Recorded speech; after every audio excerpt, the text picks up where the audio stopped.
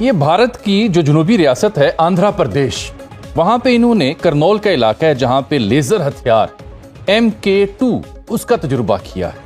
ये लेजर हथियार की मदद से इन्होंने फिजा में प्रवास करने वाले एक ड्रोन को ताकतवर शुआओं से तबाह। ये भारतीय जंगी जुनून और पाकिस्तान की पोजीशन इस पे क्या है, हमारे पास क्या जवाब है? भारत ने आखिरकार अपने इस खतरनाक हथियार से पर्दा उठा दिया है। भारत के इस हथियार ने आसमान में उड़ते ड्रोन को जिंदा जला दिया। दुश्मन ड्रोन को पहले ट्रैक किया गया और बिना किसी आवाज के इस ड्रोन को राख में बदल दिया गया। यह है भारत का अपना स्वदेशी लेजर डायरेक्टेड वेपन। भारत के इस लेजर हथियार ने 30 किलोवाट की लेजर ड्रोन पर मारी और कुछ ही सेकंड में पूरा ड्रोन जलकर राख हो गया और जमीन पर आ गिरा। ये शानदार हथियार DRDO ने तैयार किया है। भारत अब उन चुनिंदा देशों की लिस्ट में शामिल हो चुका है जिनके पास खतरनाक लेजर हथियार हैं। आपको बता दें कि 30 किलोवाट की लेजर फेंकने वाला ये हथियार 5 किलोमीटर की दूरी तक ड्रोन, हेलीकॉप्टर और मिसाइल जैसे हवाई खतरों को नष्ट कर सकता है। DRDO का ये laser directed weapon electronic war में भी माहिर है। ये दुश्मन के कम्युनिकेशन और सैटेलाइट सिग्नल को भी जाम कर सकता है। और कहा जा रहा है कि ये इंडिया ने एक एलीट क्लब को ज्वाइन किया है जिसमें बहुत सिलेक्ट ग्रुप्स हैं, जिसमें अमेरिका है, रशिया है, चाइना है, and they have this capability कि ये जो फिक्स्ड विंग ड्रोन्स हैं और जो स्वॉर्म ड्रोन्स हैं उनको हिट कर सकता है, शूट डाउन कर सकता है। DRDO ने खुलासा किया है कि 30 किलोवाट के बाद अब अगला लेजर हथियार 300 किलोवाट का होगा, जो बहुत जल्दी बना लिया जाएगा। 300 किलोवाट का लेजर डायरेक्टेड वेपन 20 किलोमीटर तक की दूरी पर मिसाइलों और ड्रोन को नष्ट कर देगा। DRDO ने यह भी खुलासा किया है कि लेजर हथियार तकनीक को इतना खतरनाक बनाने पर काम किया जा रहा है कि सैटेलाइट्स को भी निशाना बनाया जा सके। अगले कुछ सालों में भारत के पास ऐसा लेजर हथियार होगा जो दुश्मन की सैटेलाइट्स को भी उड़ा देगा। क्योंकि उनको पता है कि जो नेक्स्ट वॉर है वो की बातें हो रही हैं, जो इलेक्ट्रोमैग्नेटिक वॉरफेयर होगी, अब जो वॉर है वो टेक्नोलॉजी की है। और दूसरा, असल में अगर सही मानों में देखा जाए तो it's all about Pakistan as well.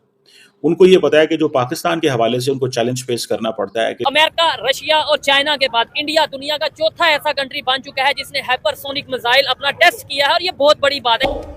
पिछले 1-2 साल के अंदर जिस तरह जंगी तैयारियां कर रहे हैं, खासतौर पर कश्मीर को जम करने के बाद जब उन्होंने ये देखा कि पाकिस्तान की जानिब से कोई रिएक्शन नहीं आया, पूरी मुस्लिम दुनिया से कोई रिएक्शन नहीं आया, तो अब हिंदू सुन्नियों को हौसला हो चुका है पाकिस्तान में फौजें दाखिल करें तो दुनिया उनके खिलाफ कोई आवाज नहीं उठाएगी। 1-1.5 साल से अगर आप भारत की जंगी तैयारियां देखें तो सही मानों में इंसान हैरान हो जाता है कि कई अरब डॉलर का इन्होंने सिर्फ फ्यूल और एमुनेशन फायर किया है पाकिस्तानी सरहदों के नजदीक। समुद्र में एक्सरसाइजेस से लेकर पूरे सिंध के बॉर्डर के साथ साथ पंजाब और फिर ऊपर उठते हुए आजाद कश्मीर और गिलगित बल्तिस्तान, कोई फ्रंट ऐसा नहीं है जिसके सामने ये खौफनाक aggressive invasion level military exercises न कर रहे हैं। और जैसे कहा कि हिंदू बनिया तो 1 रुपया भी बगैर किसी वजह के खर्च नहीं करता।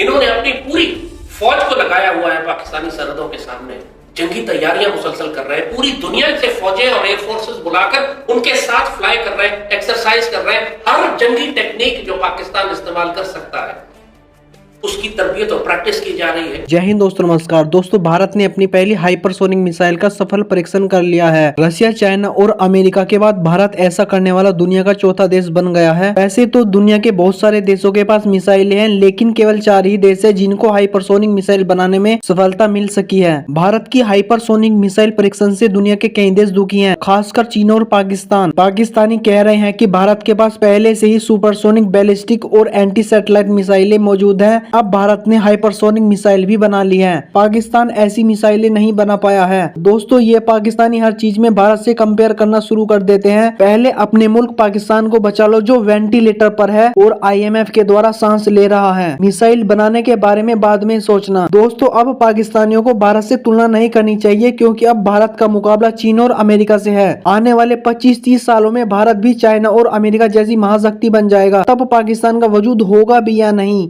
इसके बारे में कुछ नहीं कहा जा सकता। दोस्तों, इस पर आपकी क्या राय है, कमेंट करके जरूर बताएं। क्या है लेजर हथियार जो इंडिया ने जो सलाहियत हासिल की है, कितनी खबर दुरुस्त है और पाकिस्तान या इसका जवाब क्या रखता है? बहुत शुक्रिया। देखें कि जो एक रिसेंट 13 अप्रैल को इंडिया ने क्लेम किया और उसने दिखाया भी कि एक anti drone basically weapon system है जो लेजर की मदद से उन्होंने फायर किया है ड्रोन्स को, फिर एक कुछ ग्रुप ऑफ ड्रोन्स को उन्होंने गिराया।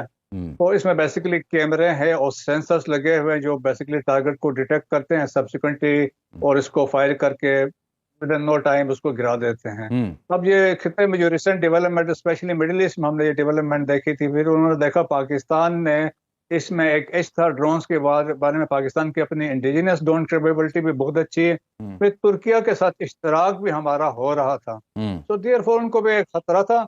लेकिन देखें ये पहले ट्रायल थी, तो उससे ये है कि यकीनन खिते में एक तवाज़ुन वाली बात जो होती है, तो एक वो फैक्टर तो जरूर है, लेकिन इससे यकीनन पाकिस्तान ने अपने इस पे यकीनन इस पे स्टेप्स लेगा, और पाकिस्तान यकीनन हो सकता है पहले पाकिस्तान ने इस पे कोई काम इस पे ऑलरेडी हो रहा हो, तो वो कुछ अरसे बाद पता चलेगा।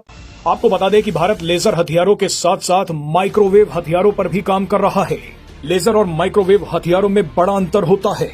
लेजर एक सीधी रेखा में जाने वाली कंसंट्रेटेड लाइट होती है जो किसी भी टारगेट को तबाह कर देती है। लेजर हमेशा एक बिंदु पर केंद्रित होती है, लेकिन माइक्रोवेव हथियार एक साथ कई टारगेट्स को तबाह कर देता है। माइक्रोवेव हथियार इलेक्ट्रोमैग्नेटिक रेडिएशन का इस्तेमाल करते हैं जो दुश्मन के हथियारों के इलेक्ट्रॉनिक सिस्टम को बर्बाद कर देता है। माइक्रोवेव हथियारों की इलेक्ट्रोमैग्नेटिक रेडिएशन वेव्स की तरह ट्रांसमिट होती है। ये रास्ते में आने वाले सभी हथियारों के कम्युनिकेशन नेटवर्क को बाधित कर देती है, जिसके चलते हथियार चलाने वाले और हथियार के बीच संपर्क टूट जाता है। लेकिन अब भारत के पास लेजर और माइक्रोवेव दोनों हथियार हैं। और इसकी अगर आप डिटेल्स देखें, ये इंडिया का एक अदारा है जिसको बोलते हैं defence research and development organisation. उन्होंने इसको DRDO बोलते हैं, उन्होंने बनाया। इसकी सुनने में आ रहा है कि जो इनिशियल रेंज है दैट इज 4 to 6 किलोमीटर, लेकिन वो जारी बात है रेंज तो बढ़ सकती है, लेकिन और इसका बस यही है कि UAVs जहां भी नजर होंगे, UAVs जहां भी नजर आएंगे, अगर ऐसा ड्रोन है जो ये समझते हैं कि अब होता क्या है कि इंडिया वो अगर obviously I'm talking from an Indian perspective, Indian ये सोच रहे होंगे कि अच्छा ये ड्रोन आ रहा है, sometimes there are drones they are going to target. ये स्वॉर्म ड्रोन्स की बात की है, स्वॉर्म ड्रोन्स के अंदर क्या होता है कि कोई इंटेलिजेंस शेयरिंग भी आ रही होगी। आप देखें ना यूक्रेन वॉर अगर आप देखें तो ये जो स्वॉर्म ड्रोन्स थे इन्होंने भी बड़ा काम किया है कि किस तरह कि आप मल्टीपल ड्रोन्स उड़ाते हैं, वो समझे हर ड्रोन के अंदर गन है, हर ड्रोन जो है वो इस काबिल है कि वो मुख्तलिफ जगहों पे जाके हिट करके वापस आ सकता है। सस्ती चीज़ है, बंदे आपके बच जाएंगे, आप टेक्नोलॉजी का इस्तेमाल, वो ड्रोन तो उड़ सकते हैं जिधर मर्जी भेज दें, उनको कौन सा पता है वो पाकिस्तान की सरहद क्रॉस कर रहे हैं या नहीं वो क्रॉस कर रहे हैं। सो मुझे ऐसे लगता है कि ये इंडिया ने एक मेजर टेस्ट किया है, और इसमें आप देखें कि ये एक दफ़ा पहले भी 2024 में भी ये इस तरह के टेस्ट कर सके थे। उनके पास आप देखें वो जैसे कहते हैं ना कि इंडिया के पास S-400 सिस्टम उन्होंने इंडियन पाकिस्तान LAC और LOC पे लगा दिए, but can they target drone with the S-400? No. So आप इतनी बड़ी स्टेट ऑफ द आर्ट आपने डिफेंस सिस्टम लगा दिया है, बट आप उससे वो मतलब हासिल नहीं कर सकते जो मतलब आपने हासिल करना था। सो उन्होंने क्या किया कि उन्होंने इस चीज़ को ये सोचा कि हमें अपनी indigenous laser based anti drone system बनाना चाहिए।